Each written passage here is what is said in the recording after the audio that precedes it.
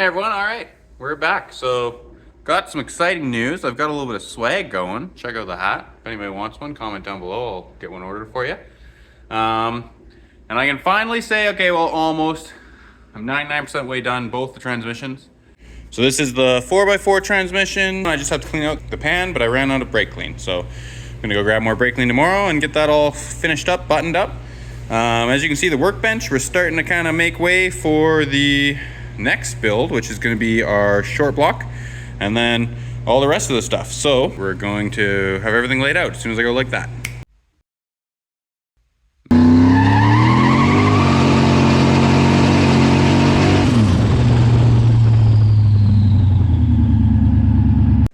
All right, so like I said, we're just going to go through everything.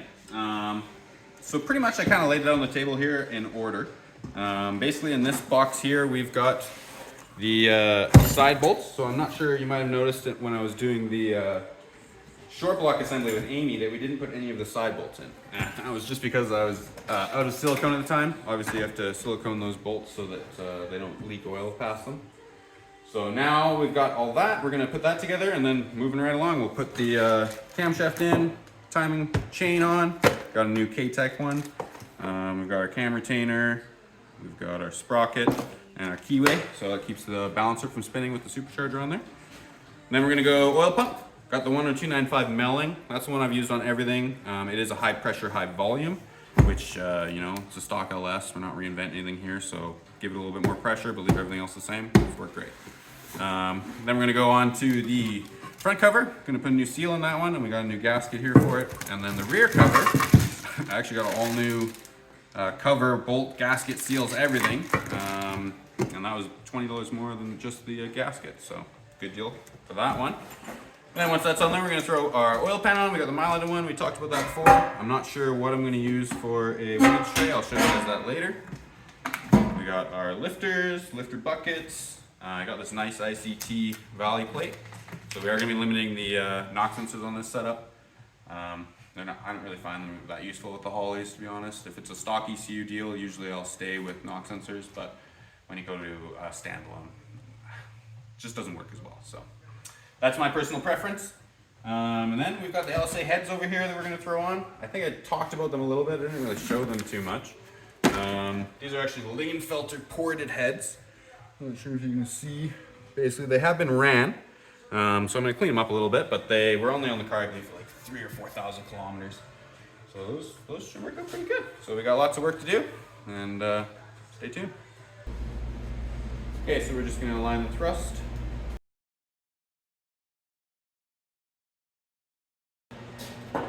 Back.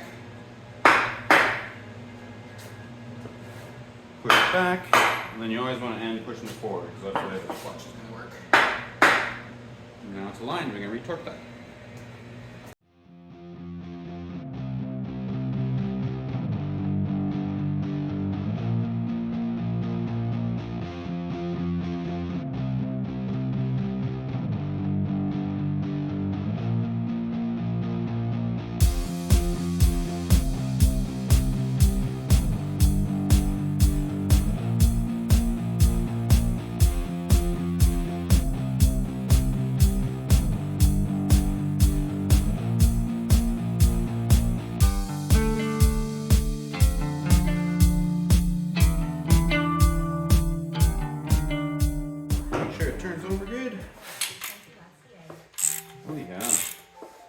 All right, it's another cold, well, it's not super cold, probably about -5 degrees Celsius.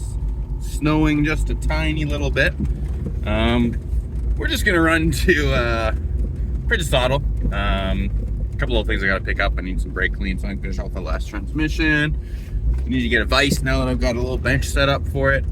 And one other thing, oh yeah, 3-jaw puller, just so I can make taking those sprockets off the crankshaft of the Blazer. So gonna go grab that stuff, and then we'll be back, and we'll hopefully get pretty much the rest of the engine, like maybe even have it as a long block by the end of today, hopefully.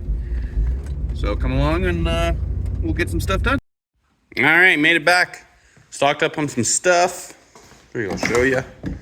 So we got a vise. Been needing a vise for a little while. Got myself a little stool so that when I'm sitting down there working on the engine, it'll be a little easier for me. And then just a bunch of odds and ends. Oh, I stocked up on gloves again. Needed some brake clean, some safety glasses, and a 3-job puller. So we'll be getting back on her right away here. Okay, we are back. Got my little stool set up, so things work pretty good. It's about as low as it goes, but that's perfect for working on this thing. I did get the crank sprocket pressed on here. I used the heated up method. Seemed to work pretty good. Once it got hot enough, just pressed on like butter. I shouldn't say I didn't even have to press it. I just slid it on there, made sure it was all the way down, and it's good to go. So next thing we're gonna do is we're gonna put the cam in and get all the cam gears lined up and all that, and then we'll go from there.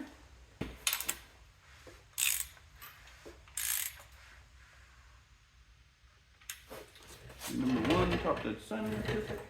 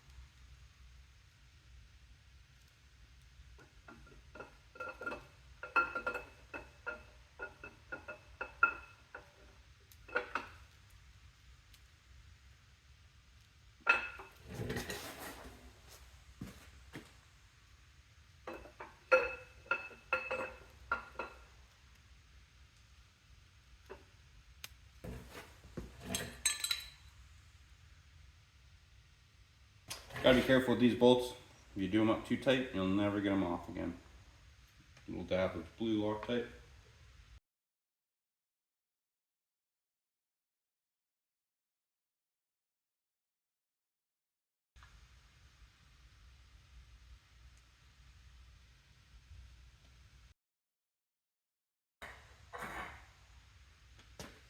Where'd the 4th one go?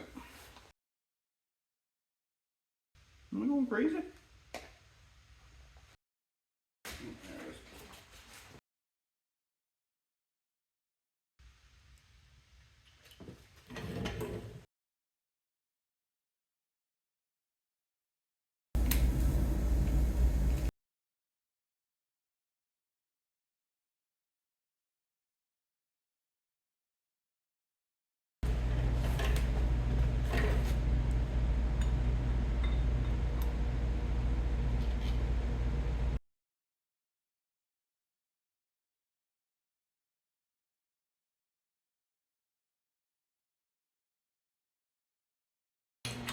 Okay, now we rotate around, make sure the holes are all lined up still.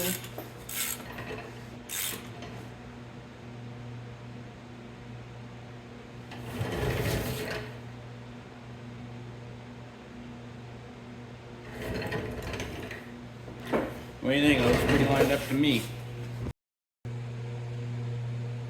Go down on this.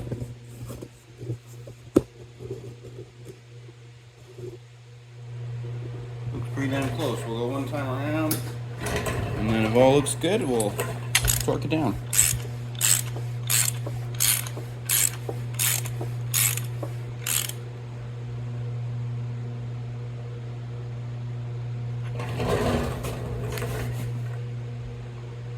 Looks good.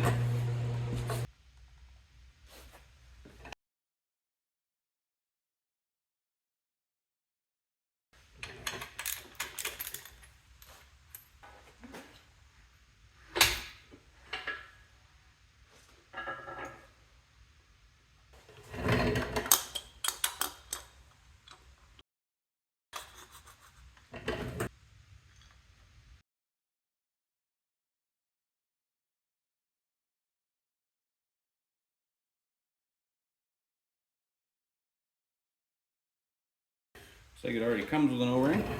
See how it's going to fit.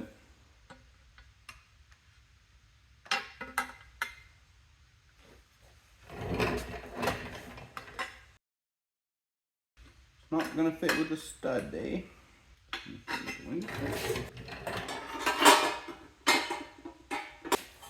Open up these holes a little bit, just go on there now. Perfect. Does not seem to fit.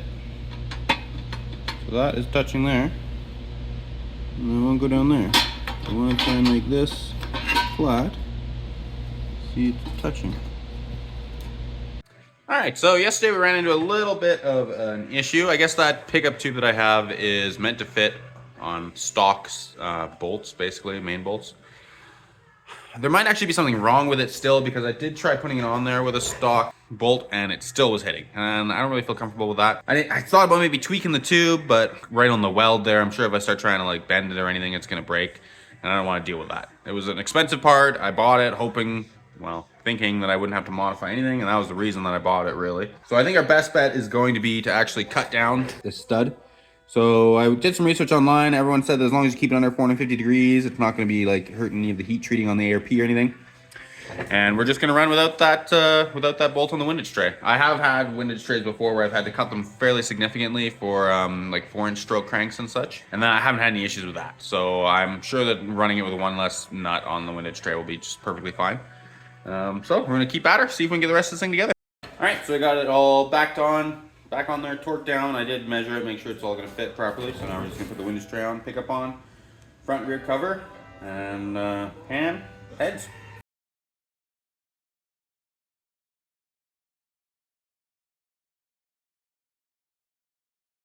One thing you gotta do is make sure you turn it over a few times, make sure it's not hitting anywhere. Perfect.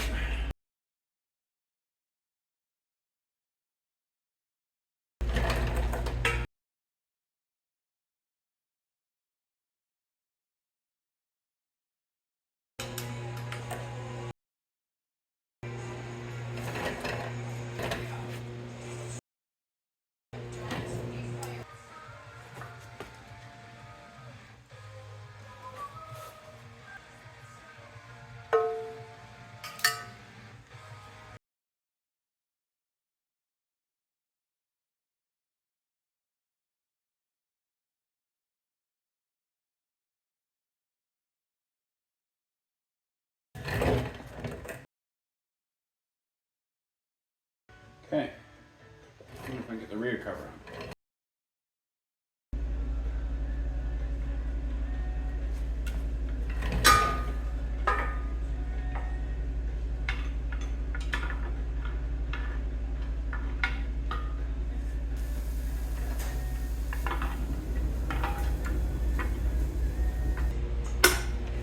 Okay, rear cover's on. We're gonna torque the bolts after we take it off of here. Pickup's on, clearance, windage tray's on, turns over good. Time to put the pan on.